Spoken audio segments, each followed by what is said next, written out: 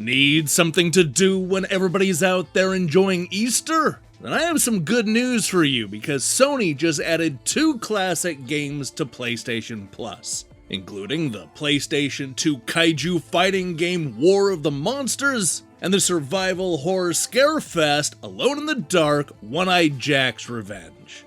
Okay, so maybe Sony forgot about the Easter theme, but I still have to ask, are either of these games actually worth playing? To answer that question, I decided to flip through the pages of Electronic Gaming Monthly, Computer and Video Games, Next Generation, and more classic magazines to see what the critics said back when these games first came out. Get ready to huddle in the corner because this is going to be an extremely destructive episode of PS Plus Review Crew.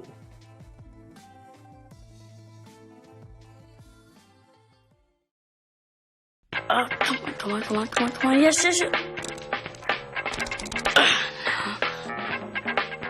Come on. Darn!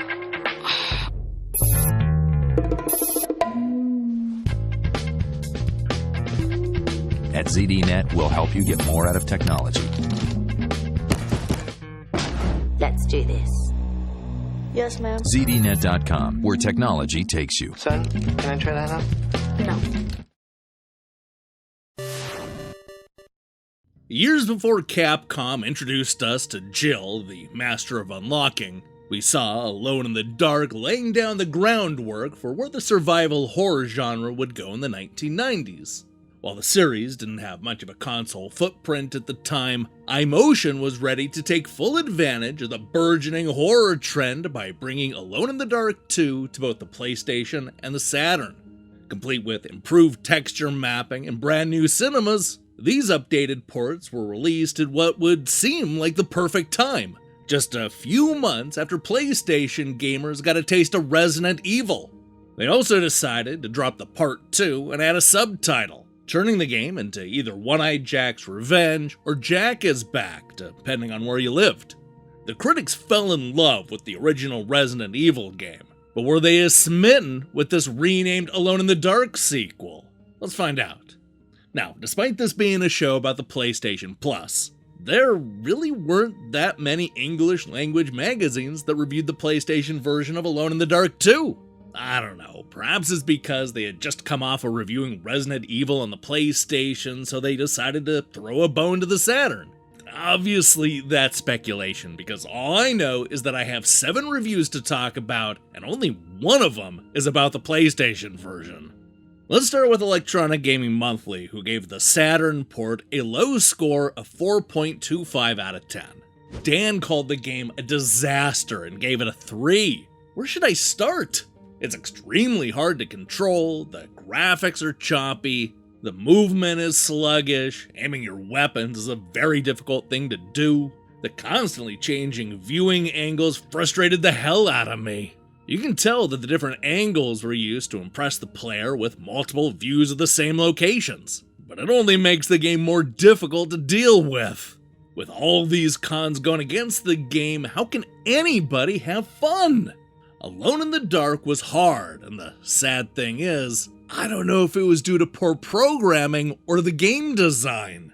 Now, Sushi X pushed back a little bit, but look, even he wasn't that impressed. The Saturn version adds the much-needed speed and the faster control that the 3DO release never had. Although it's not altogether good, the game is at least fair to give the player a chance while searching and fighting in strange surroundings. The story may confuse players at first due to the many plot elements that don't fit with each other. Persistence is the key to advance. Unsurprisingly, EGM's low score puts them at the very bottom of the pack. However, don't get too excited, because Game Fan gave it roughly the same score, going with an average of 49%. Mean Machine Sega went a tiny bit higher, giving Jack a 52%, while the Sega Saturn magazine went with a 54%. For our next stop, I want to focus on Next Generation, who gave it a nice, middle-of-the-road 3 out of 5.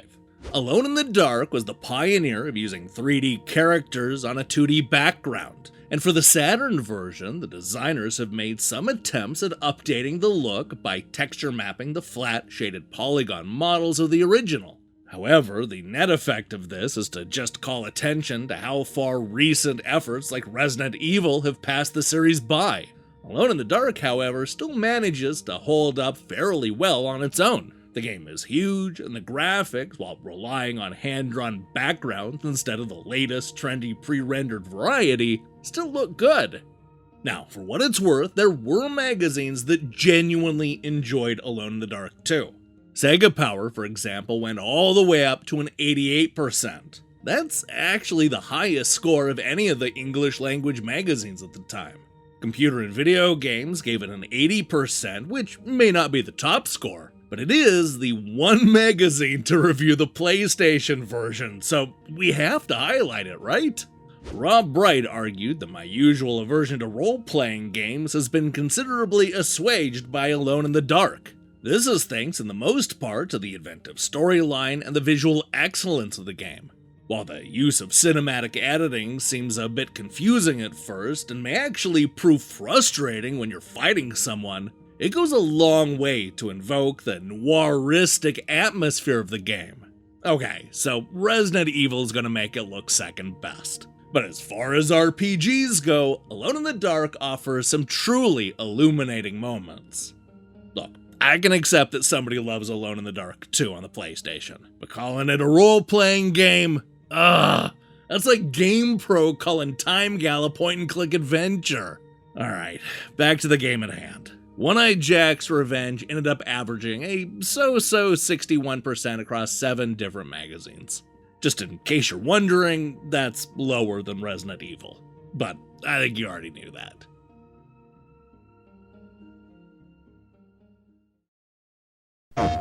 Morning, ladies! Your new name is Pinhead. Private Pinhead!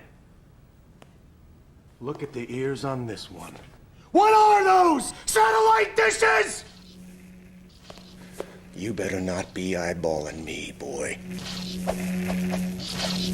War of the Monsters. Tough claw-to-claw combat, where only the meanest monster survives. Rated T for teen.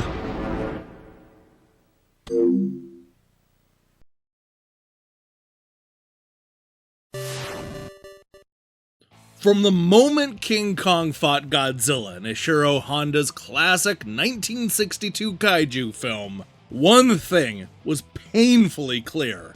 Big monsters fighting other big monsters is awesome. It's a formula that Toho used to pump out dozens of monster movies starring Godzilla, Ultraman, and even Frankenstein. These kaiju fights would eventually spill over into the arcade, not only with Midway's insanely addictive game Rampage, but also 2 King of the Monsters fighting games from SNK. It's just one of those irresistible concepts, so of course Sony was going to take a chance on these oversized beasts when they published War of the Monsters in 2003. Coming from Incognito, they hoped that kaiju monsters fighting would have the same kind of appeal as the company's previous title, Twisted Metal Black. Yeah, that's a tall order. Let's see what the critics said at the time. Over at Electronic Gaming Monthly, the editors just couldn't agree. 2 of the editors were a bit underwhelmed, while the third critic had fallen head over heels in love with War of the Monsters. Demian was one of the critics who was disappointed. I'm a sucker for games featuring giant robots. Add giant monsters to the mix and I'm pretty much freaking out. War of the Monsters does a great job of mimicking the whole sci-fi B-movie feel, but as an action fighting game, it's not as deep or compelling as I was hoping for. The massive, destructible environments are a strong point, but the single-player game gets repetitive after a few hours. And why no co-op mode? With a room full of friends, War of the Monsters can be a blast. If you're home alone, watch an old Godzilla movie instead. John strongly disagreed, giving the game a 9.5. I defy anyone, whether they care about big monsters or not, to pick this game up and not experience 2 things. First, they'll develop rudimentary skills within the first minute or 2 of playing. And second, they'll have an enormous amount of fun. The two-player duels are a blast, but the real meat of the game is in the single-player quest. Select your monster and battle your way through the kitschy 50s style B-movie tale as you take on mutant insects, giant robots, and ultimately a pulsating alien brain with tentacles.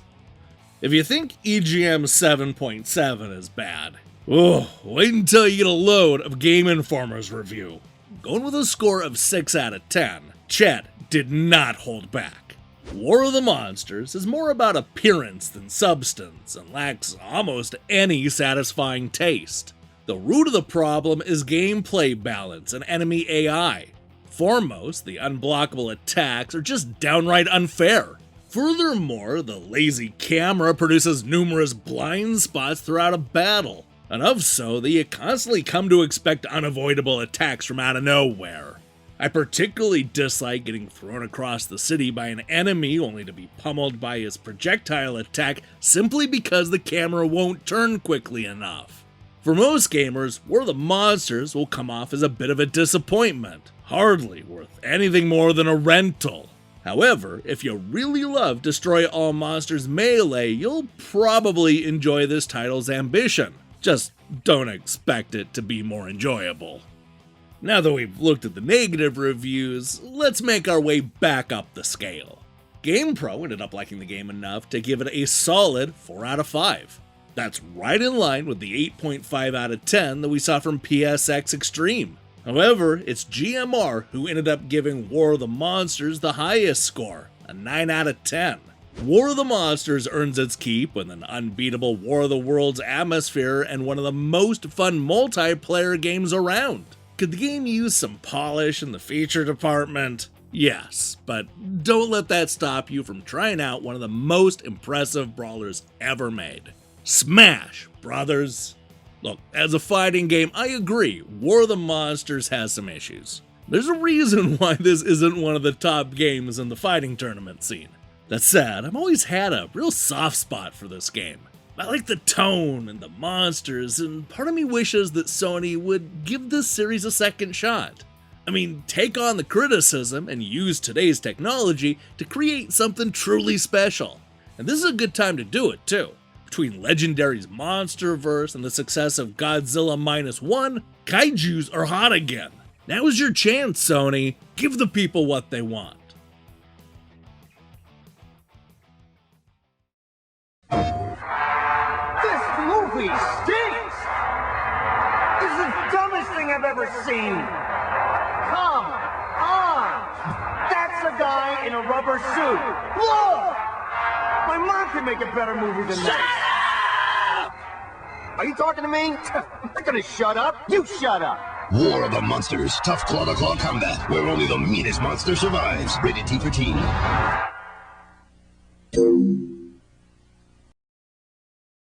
Hey, thanks for watching me break down these classic reviews.